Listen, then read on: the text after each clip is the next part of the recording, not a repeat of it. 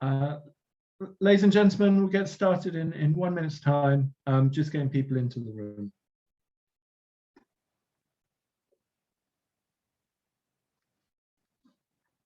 Ladies and gentlemen, just getting started, getting people into the room. Nick's going to kick off in about 30 seconds, but wanted to let people click into the virtual room before we started. I hope you've had a good conference so far, and enjoy this session and the next few sessions we have before the end of the day. Okay, so we'll kick off now. I'm very pleased to host Nick Van Duyn, who's from Cambridge Quantum. He's Senior Solutions Architect. Cambridge Quantum have been long-term supporters of quantum tech, so it's a pleasure hosting Nick. He's going to be talking about preventing hack now, decrypt later attacks with quantum safe VPNs. Nick, the floor is yours. Perfect. Thank you, Lawrence. So hello, everybody. My name is Nick Van Duyn, and I'm a Senior Solutions Architect here at Cambridge Quantum, specifically with the cybersecurity team. Cambridge Quantum is a world-leading independent quantum software provider founded in 2014 and developing device and architecture-agnostic quantum software.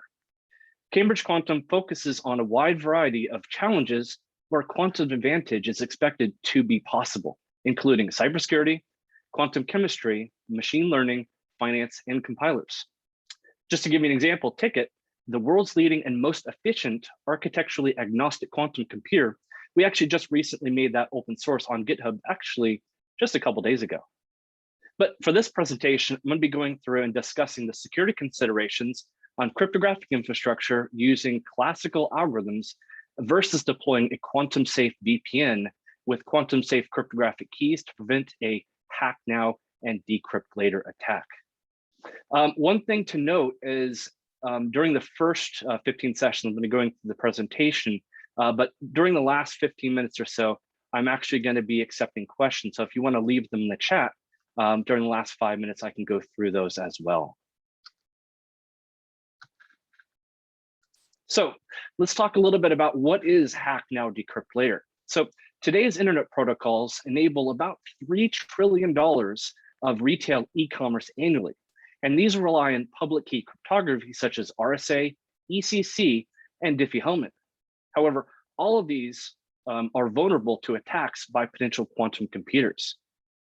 It's important to realize that quantum computing isn't a long, drawn-out concept that we have to worry about in, let's say, 10 or 15 years.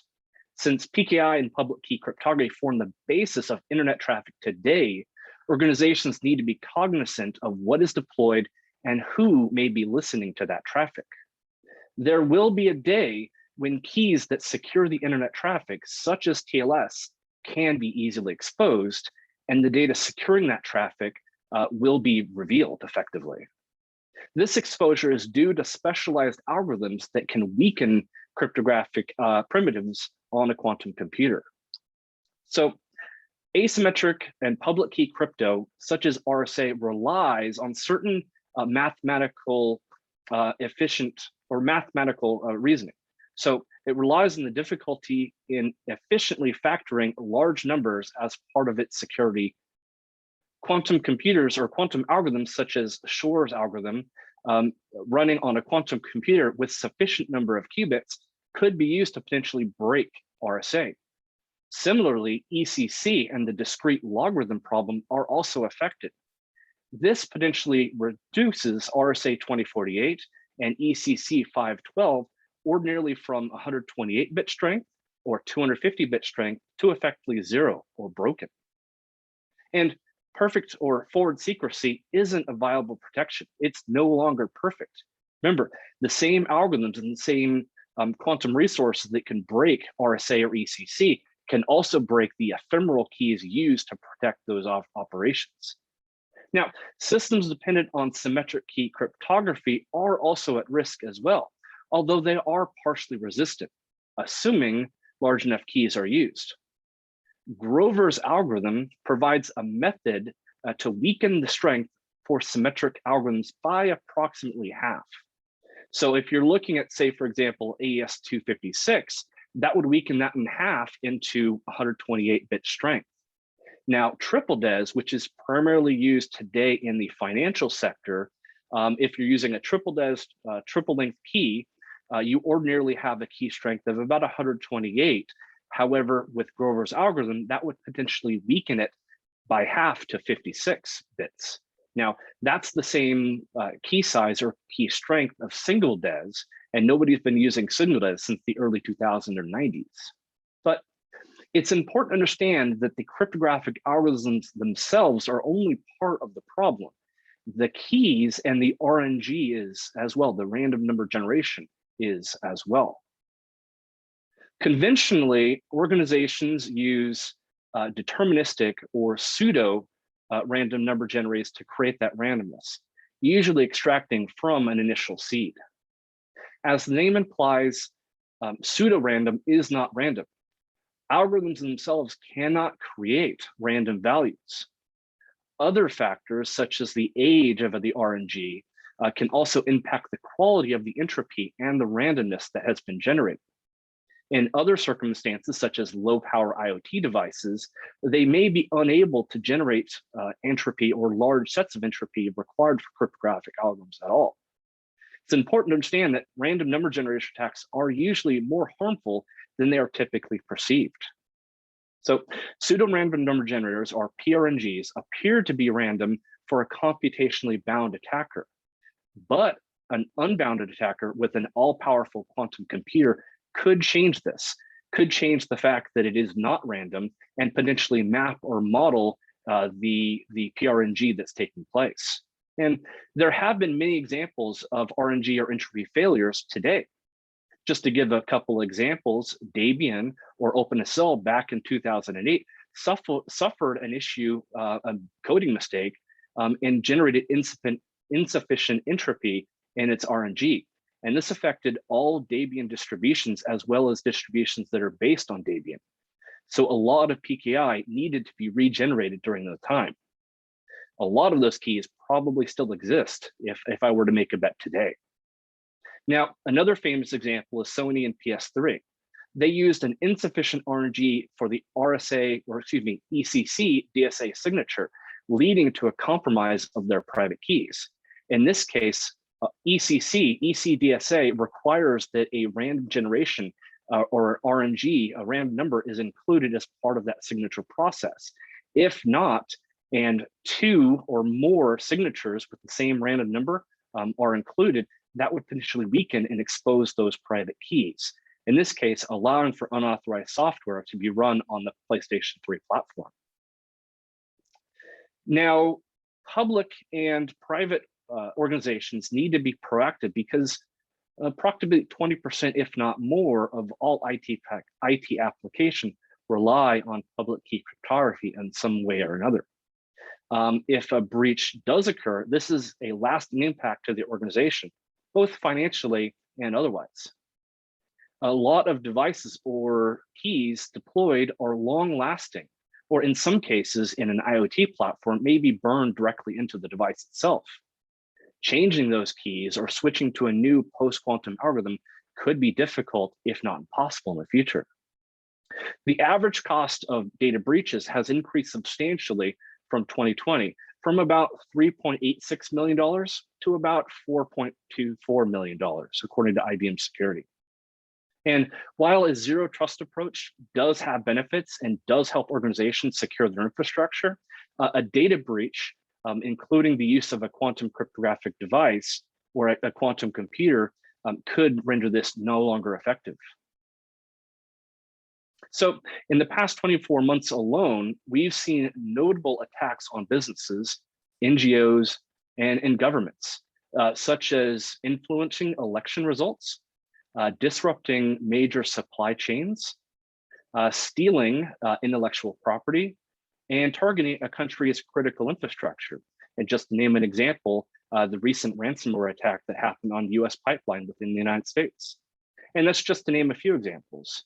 Also, a European multinational aerospace firm and its suppliers were targeted by state-sponsored hackers who stole personal information in search for trade secrets. Ahead of EU elections, numerous European agencies were targeted by Russian state-sponsored foreign hackers as well. And numerous publicly traded German companies were victim of cyber attacks blamed on, again, state-sponsored foreign hackers as well. So due to this ever-present threat by bad actors and the looming concern over quantum computers, Cambridge Quantum and Fujitsu wanted to deploy a proof of concept architecture to meet and address these challenges. Fujitsu, as a global information technology equipment and services firm, supplies clients with software-defined networking or SDN solutions. These SDNs allow organizations and customers to reduce their administrative costs by centralizing the management and monitoring of that infrastructure. However, relying on the remote and centralized management relies on centralized cryptographic systems to ensure the integrity and confidentiality of that data exchange between network segments in the nodes and other infrastructure in place.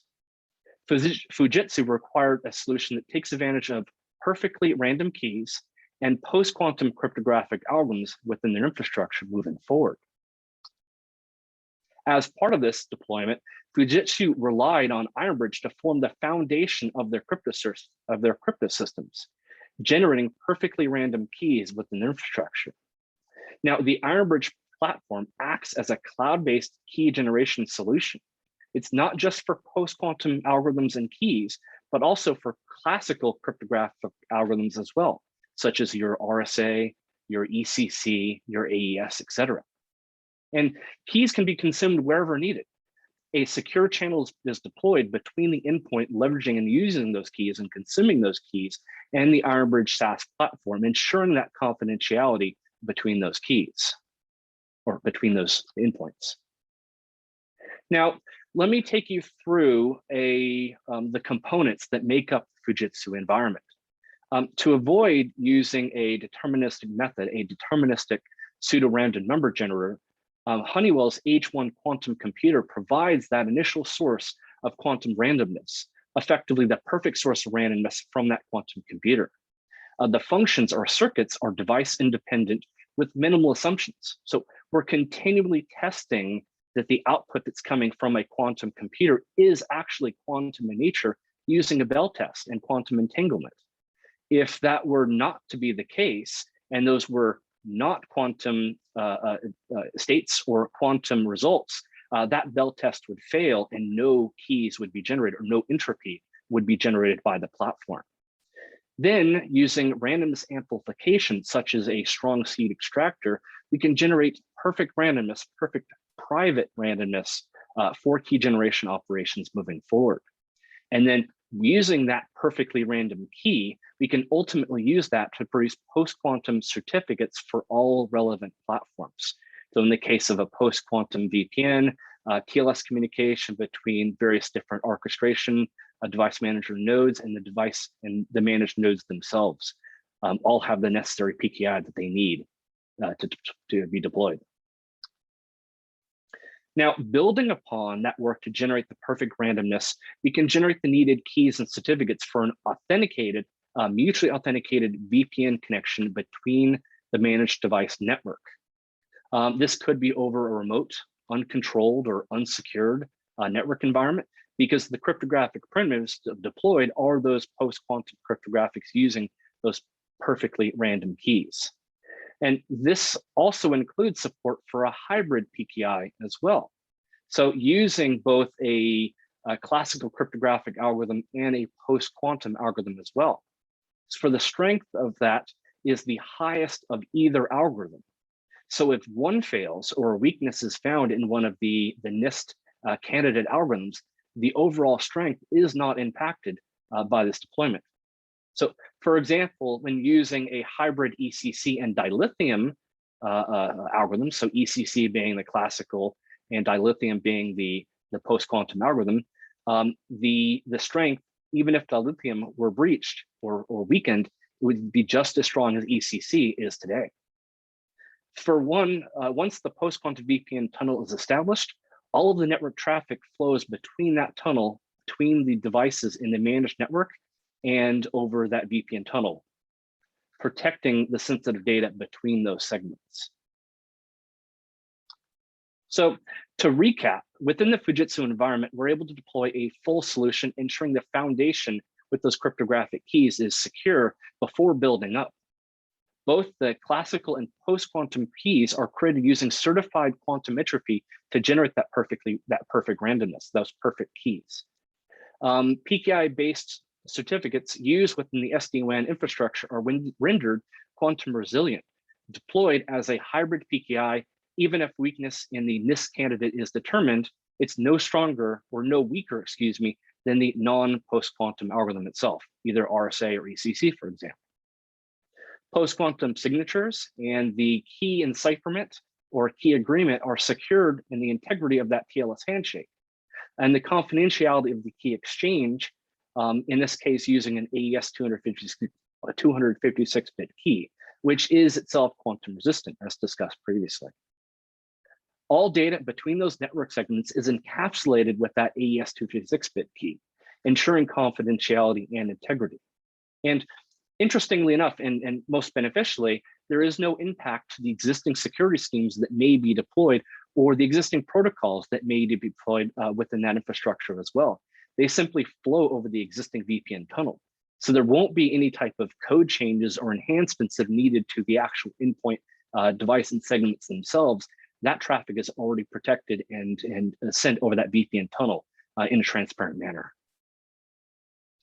So you might be wondering, okay, the use cases for the Ironbridge platform and post-quantum cryptography, it's not just, the scope is not just limited to a post-quantum or a quantum safe VPN.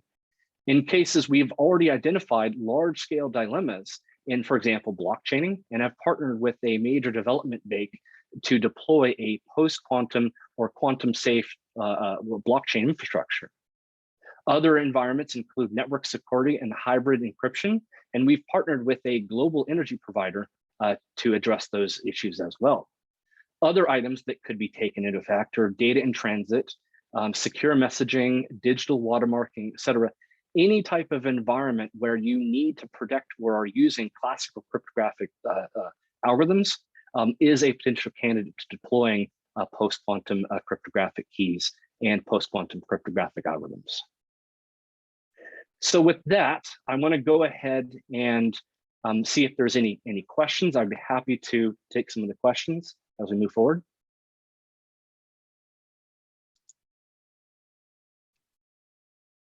I don't think we have any questions, I'm afraid. I think we've got a shy audience. Okay. Well, if there are any other further questions, my email was in the.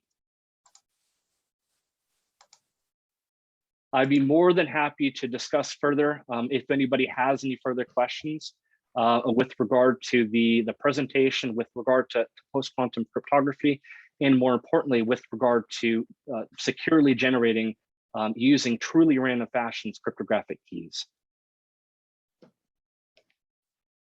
Great. Thank you very much, Nick. Been a pleasure hosting you. Thank you so much. Thank you so much. Appreciate it. Bye-bye.